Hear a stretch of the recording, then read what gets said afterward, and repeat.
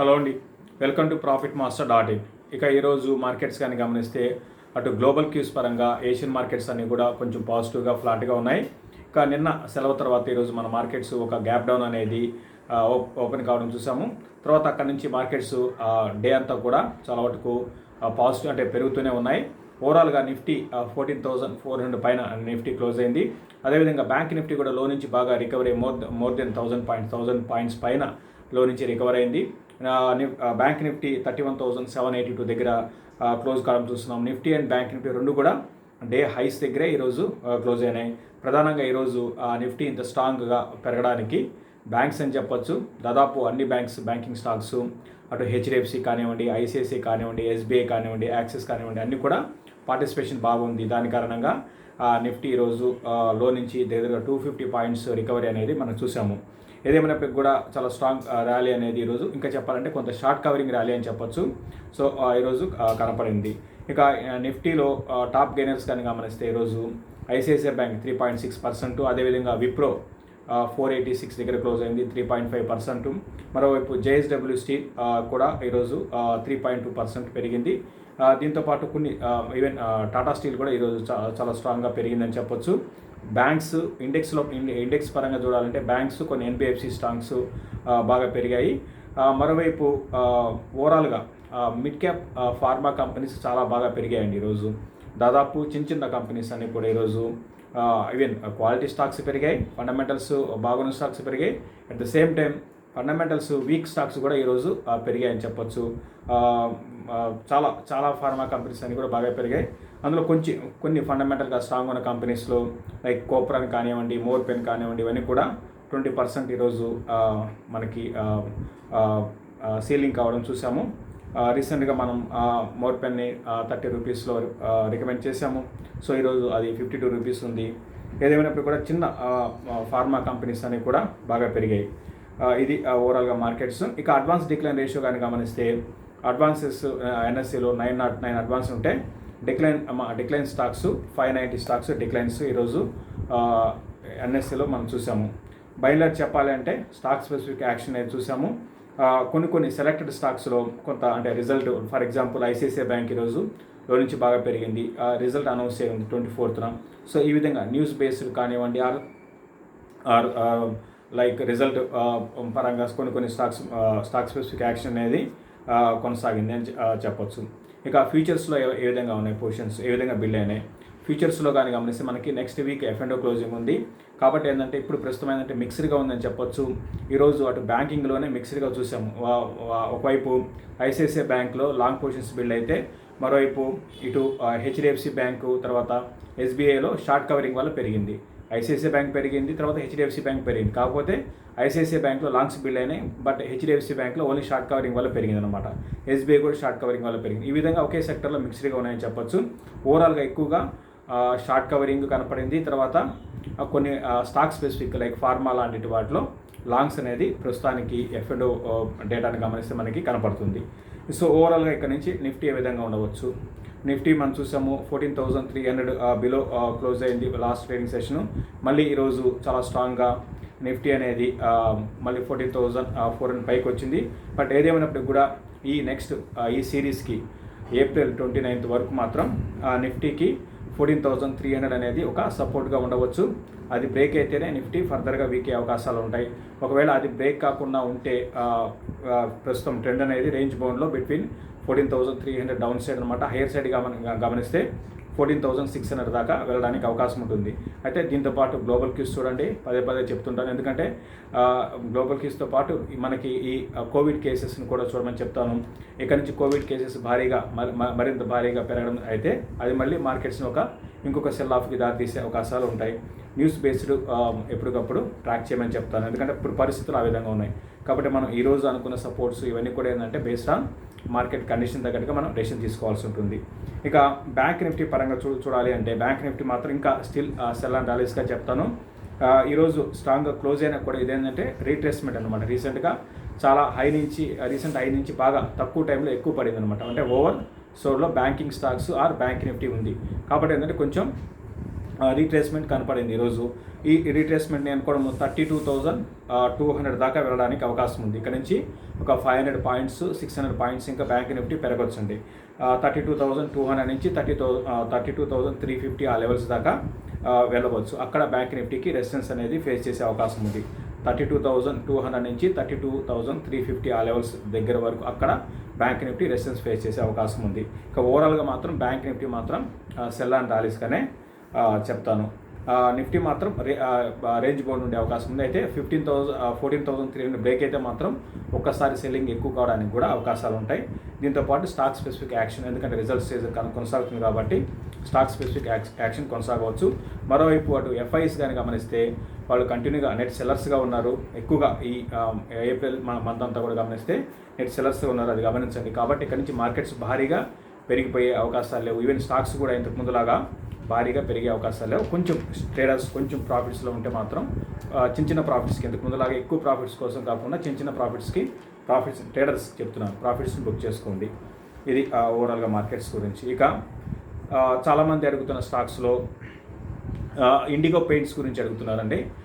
IndiGo paints ఇది రీసెంట్గా list అయిన కంపెనీ.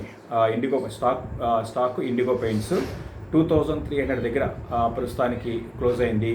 ఇది రీసెంట్ లిస్టెడ్ కంపెనీ. ఎంత ఎక్స్పెన్సివ్ స్టాక్ అంటే అండి, ఎవ్వరు కూడా ఫండమెంటల్స్ తెలిసిన వాళ్ళు ఎవ్వరు కూడా ఈ స్టాక్లో ఇన్వెస్ట్ చేయరండి. అందుకే మనం పదే చెప్తుంటాము. ప్రాఫిట్ మాస్టర్ నుంచి మేము నిన్నే ఫండమెంటల్ క్లాసెస్ అయినాయి.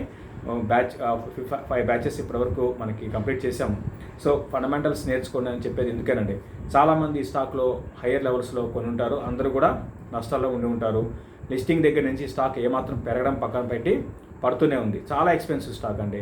ఎందుకంటే ఇదే సెక్టార్లో అటు ఏషియన్ పెయింట్స్ కానివ్వండి, తర్వాత బడ్జెట్ పెయింట్స్ కానివ్వండి, కన్సాయ్ నెరోలాక్ కానివ్వండి, ఇవన్నీ కూడా దీనికన్నా మనకి చాలా తక్కువ వాల్యుయేషన్స్లో మనకి కనపడుతున్నాయి. ఓవరాల్గా పెయింట్ ఇండస్ట్రీ అంతా కూడా చూస్తే ఇప్పుడు ప్రస్తుతం అన్ని స్టాక్స్ ఎక్స్పెన్సివ్. అందులో మరీ ముఖ్యంగా ఇండిగో అనేది అన్నిటికన్నా ఎక్స్పెన్సివ్ స్టాక్ అనమాట. మంచి కంపెనీనే, అందులో డౌట్ లేదు, మంచి కంపెనీనే. ఈవెన్ గ్రోత్ కూడా పర్లేదు, బాగానే ఉంది. అయితే మనం చాలా ఎక్స్పెన్సివ్ స్టాక్లో ఇన్వెస్ట్ చేయడం అనేది కరెక్ట్ కాదండి అది. కాబట్టి ఎవరైతే ఇన్వెస్ట్ చేస్తున్నారో వాళ్ళందరూ కూడా ప్రస్తుతానికి హోల్డ్ చేసుకోండి, అంతకుమించి చెప్పేది ఏం లేదు. అయితే రీసెంట్గా మీ రేట్కి దగ్గరగా ఉంటే ఎగ్జిట్ కాండి, లేదా మీరు మీ వ్యూ ఒక 3 to 5 years అట్లా ఉంటే బాగా కరెక్షన్స్లో, ఇప్పుడు కాదు బాగా కరెక్షన్స్లో మాత్రమే యావరేజ్ చేసుకోండి. ఎప్పుడు కూడా ఏంటంటే ఎటువంటి వాల్యుయేషన్స్ ఎక్స్పెన్సివ్ స్టాక్ జోలికి వెళ్ళకూడదండి. ఇప్పుడు మార్కెట్స్ బాగున్నాయి, ఓకే. సో రేపు మార్కెట్లో బాగా సెల్లింగ్ అనేది కనపడుతుంది. ఇటువంటి స్టాక్స్ బాగా పడడానికి అవకాశాలు ఉంటాయి. ఈవెన్ మంచి కంపెనీ అయినా కూడా మళ్ళీ మన రేట్ రావాలంటే చాలా టైం పడుతుంది. అందుకని ఎప్పుడు కూడా ఎక్స్పెన్సివ్ స్టాక్ జోలికి వెళ్ళడం అనేది మంచిది కాదు. బట్ ఏదేమైనప్పుడు కూడా ప్రస్తుతానికైతే హోల్డ్ చేసుకోండి. ఒక ఇంతకుముందు అన్నట్టుగా 4 ఏళ్ళు 5 ఏళ్ళు ఉద్దేశం ఉంటే హోల్డ్ చేసుకోండి. యావరేజ్ మాత్రం ఇప్పుడే చేయకండి. బాగా కరెక్షన్స్లో డీప్ కరెక్షన్స్ వచ్చినప్పుడు అప్పుడు ఇండిగో పెయింట్స్ని యావరేజ్ చేసుకోండి. ఇప్పుడైనా సరే ఎక్కడి నుంచి అయినా సరే ఎక్స్పెన్సివ్ స్టాక్ జోలికి వెళ్ళకండి. సో ఎక్స్పెన్సివ్ అంటే ఏంటి అంటే మళ్ళీ అది దాని గురించి ఎక్కువ టైం స్పెండ్ చేయాల్సి ఉంటుంది. అందుకే ఫండమెంటల్స్ ప్రతి ఒక్కరు కూడా తెలుసుకోండి, నేర్చుకోండి. ఫండమెంటల్స్ బేస్ చేసుకొని ఇన్వెస్ట్ చేస్తే ఎప్పుడు కూడా నష్టపోరు. పక్కన పెట్టి మంచి లాభాలు కూడా వస్తాయండి. తర్వాత ఇంకొకరు ఆస్టర్ డిఎం గురించి అడుగుతున్నారు. ఒకరు కంటిన్యూగా అడుగుతూనే ఉన్నారండి ఈ స్టాక్ గురించి. దీని గురించి మనం గతంలో చాలా సందర్భాల్లో చెప్పాము. హోల్డ్ చేసుకోవచ్చు, లాంగ్ టర్మ్కి బాగానే ఉండే అవకాశాలు ఉన్నాయి. ఓవరాల్గా సెక్టార్ పరంగా నేను చాలా పాజిటివ్గా ఉన్నాను, చాలా బులిష్ ఉన్నాను. ఆస్టర్ డిఎం కానీ చూస్తే ఇండియాలో ఇది అపోలో హాస్పిటల్, తర్వాత నారాయణ హృదయాల తర్వాత హైయెస్ట్ బెడెడ్ హాస్పిటల్ అనమాట. అటు కేరళలో ఎక్కువ బెడ్స్ ఉన్నాయి. దాని తర్వాత మనకి సౌత్ ఇండియాలో బెంగళూరులో, తర్వాత నార్త్ ఇండియాలో కూడా బాగా దీనికి బెడ్స్ ఉన్నాయి. బట్ ఇదేంటంటే అసెట్ లైట్, రీసెంట్గా వీళ్ళు ఏంటంటే అసెట్ లైట్ మోడల్లోకి బిజినెస్లోకి దిగారనమాట. ప్రస్తుతానికి మైనస్ పాయింట్ ఏంటంటే దీనికి ఒక మైనస్ పాయింట్, కొంత డెట్ ఉందండి. దగ్గరగా 4,800 crores వరకు డెట్ ఉంది. అదే మైనస్ పాయింట్. అది మించి మిగతా అంతా కూడా బాగానే ఉంది. ఫ్యూచర్ పరంగా చూసుకుంటే ఇది కూడా నెక్స్ట్ 3 ఏళ్ళు 4 ఏళ్ళు ఉద్దేశించుకుంటే దీన్ని మీరు హోల్డ్ చేసుకోవచ్చు. లాంగ్ టర్మ్ బాగానే ఉంటుంది. అట్లా కాదు మీకు ఇన్స్టెంట్గా మీకు కావాలంటే మాత్రం దీంట్లో ఎక్స్పెక్ట్ చేయకండి. ఇన్స్టెంట్గా బాగా పెరిగే అవకాశాలు అయితే లేవు. అయితే ఈసారి రిజల్ట్, ఎందుకంటే లాస్ట్ క్వార్టర్ రిజల్ట్ కొంత డిసప్పాయింట్మెంట్ చేసింది. దాని ముందు మంచి రిజల్ట్ అనౌన్స్ చేసింది. బట్ ఈసారి రిజల్ట్ మాత్రం కొంచెం బారాడానికి అవకాశాలు ఉన్నాయి. దానికి రిజల్ట్ ముందు ఒక ర్యాలీ అయితే రావచ్చు. ఈరోజు కొంచెం ఒక టైంలో బాగా పెరిగింది. బట్ లాస్ట్ కొంత సెల్లింగ్ అనేది కనపడింది. బట్ ఒక 3-4 ఏళ్ళ ఉద్దేశం ఉంటే ఆస్టర్ డిఎంని మీరు ఇన్వెస్ట్మెంట్గా పరిగణించవచ్చు. లాంగ్ టర్మ్కి హోల్డ్ చేసుకోమని చెప్తాను. తర్వాత ఇంకొకరు చాలామంది అడుగుతున్నారు, ముత్తూట్ ఫైనాన్స్ గురించి అడుగుతున్నారండి. ముత్తూట్ ఫైనాన్స్ స్టాక్ పేరు ముత్తూట్ ఫైనాన్స్. ఇంతకుముందు చెప్పిన స్టాక్ ఆస్ట్రేడియం. ముత్తూట్ ఫైనాన్స్ విషయానికి వస్తే ఇది రీసెంట్గా 1300 నుంచి కరెక్ట్ అవుతూ వచ్చింది. దానికి ముందు కోవిడ్కి ముందు ఈ స్టాకు ఫ్లాట్గా ఉండేదండి, పెద్దగా పెరిగింది లేదు. అయితే కోవిడ్ తర్వాత ఒక్కసారి ఈ స్టాకు బాగా పెరిగింది. దీనికి ప్రధాన కారణం ఏంటంటే ఎక్కువ ఈ గోల్డ్ లోన్, వీళ్ళ పోర్ట్ఫోలియో అంతా కూడా చూసుకుంటే గోల్డ్ లోన్ మీద వీళ్ళ ఎక్కువ బిజినెస్ అనేది ఉంటుందండి. అంటే మీద అదర్ ప్రొడక్ట్స్ కూడా ఉన్నాయి, బట్ ఎక్కువ బిజినెస్ అంతా కూడా గోల్డ్ మీద ఆధారపడి ఉంటుంది. సో ఆ టైంలో ఏంటంటే బాగా చాలామంది అంటే ఫైనాన్షియల్ క్రైసిస్లో ఉంటారు కాబట్టి గోల్డ్ని తాకట్టు పెట్టి వాళ్ళు డబ్బులు తీసుకునే అవకాశాలు ఉంటాయనే ఉద్దేశంతో ఈ స్టాక్ పెరిగింది. ఆఫ్ కోర్స్ ఆ విధంగానే రిజల్ట్ కూడా వచ్చాయి, మంచి రిజల్ట్ కూడా ఆ టైంలో పోస్ట్ చేసింది అనమాట. ఇవన్నీ కూడా ఏంటంటే అప్పుడు పరిస్థితులు తగ్గట్టుగా స్టాక్స్ ఇప్పుడు మనం చూస్తున్నాం ఫార్మా స్టాక్స్ ఏ విధంగా పెరుగుతున్నాయో అప్పుడు పరిస్థితుల్లో ఇట్లా ఈ స్టాక్ కూడా పెరిగాయి. ఈ గోల్డ్ బేస్డ్ ఎన్బిఎఫ్సి స్టాక్స్ ఏవైతే ఉంటాయో అవి పెరిగాయి. బట్ ఓవరాల్గా ఫండమెంటల్ పరంగా బాగానే ఉందండి, వాల్యుయేషన్స్ పరంగా బాగానే ఉందని చెప్పొచ్చు. మిగతా అదర్ ఎన్బిఎఫ్సి స్టాక్స్తో కంపేర్ చేసుకుంటే ఇది వాల్యుయేషన్స్ పరంగా అట్రాక్టివ్గా ఉంది. అయితే భారీగా ఇటువంటి స్టాక్స్లో మనం భారీగా ఇక్కడ నుంచి రిటర్న్ ఆన్ ఇన్వెస్ట్మెంట్ భారీగా ఎక్స్పెక్ట్ చేయలేము. స్లోగా ఉంటుంది, స్టడీగా ఉంటుంది. పెద్దగా డౌన్ సైడ్ కూడా పెద్దగా భారీగా పడిపోయే అవకాశాలు అయితే లేవు. అయితే మార్కెట్ కొంచెం బేరిష్లోకి వెళ్తే మాత్రం కొంచెం సెల్లింగ్ అయితే ఉండొచ్చు, బట్ మిగతా స్టాక్స్ లాగా భారీగా పడిపోయే అవకాశాలు అయితే లేవు. ఇన్వెస్ట్మెంట్కి లాంగ్ టర్మ్ 2-3 ఏళ్ళ ఉద్దేశం ఉంటే ముత్తూట్ ఫైనాన్స్ని హోల్డ్ చేయండి. కొంత హైయర్ లెవెల్స్లో కొన్నవాళ్ళు నెక్స్ట్ కమింగ్ కరెక్షన్స్లో అట్లీస్ట్ ఒక 2-3 బయింగ్ పాయింట్స్లో యావరేజ్ కూడా చేసుకోవచ్చండి. దీని గురించి పెద్ద కంగారు పడాల్సిన అవసరం అయితే లేదు. ఇన్వెస్ట్మెంట్కి అయితే ఇది మంచి స్టాకేనండి. ముత్తూట్ ఫైనాన్స్ని లాంగ్ టర్మ్కి అది కూడా 2-3 ఏళ్ళ ఉద్దేశం ఉంటే మీరు కంటిన్యూ చేసుకోవచ్చు. దీంతోపాటు చాలామంది అంటే ఈ ఆక్సిజన్ కంపెనీస్ అంటే ఇప్పుడు మన ఇండియాలో ఆక్సిజన్ కొరత కారణంగా ఏంటంటే చాలామంది ఈ చిన్న కంపెనీస్ జోలికి వెళ్తున్నారండి. అంటే ఫర్ ఎగ్జాంపుల్ నేషన్ అంటే ఆక్సిజన్ పేరున్న కంపెనీ అన్నిటికీ వెళ్తున్నారు. ఏవి కూడా అవి అసలు ఆక్సిజన్ కంపెనీస్ కాదు. ప్లస్ ఇంకోటి ఏంటంటే ఇవన్నీ కూడా ఏంటంటే ఫండమెంటల్స్ ఏమాత్రం అనుకూలంగా అసలు కంపెనీలో బిజినెస్సే లేదండి. కాబట్టి అటువంటి జోలికి వెళ్ళకండి. For example national oxygen company, Bombay oxygen company, Bhagavat oxygen company ఇవన్నీ కూడా ఏంటంటే ఇవన్నీ ఫ్రాడ్ కంపెనీస్. అసలు అంటే బిజినెస్సే లేదు.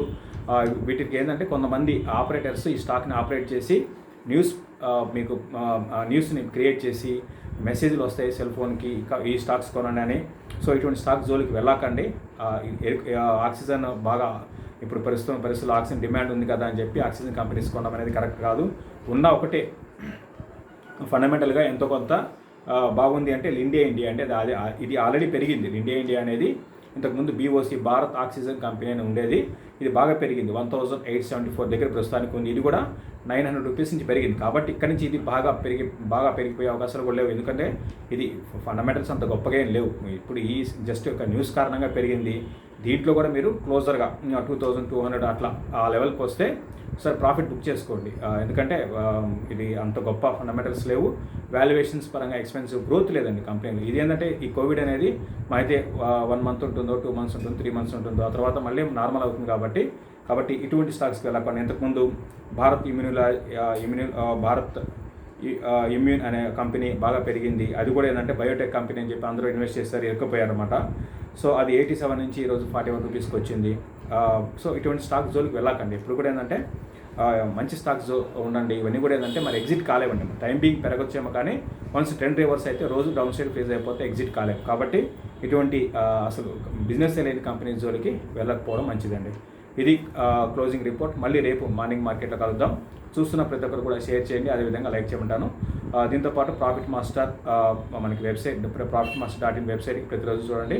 అదేవిధంగా టెలిగ్రామ్ ఛానల్కి లాగిన్ కమ్మని చెప్తాను. థ్యాంక్ యూ అండి.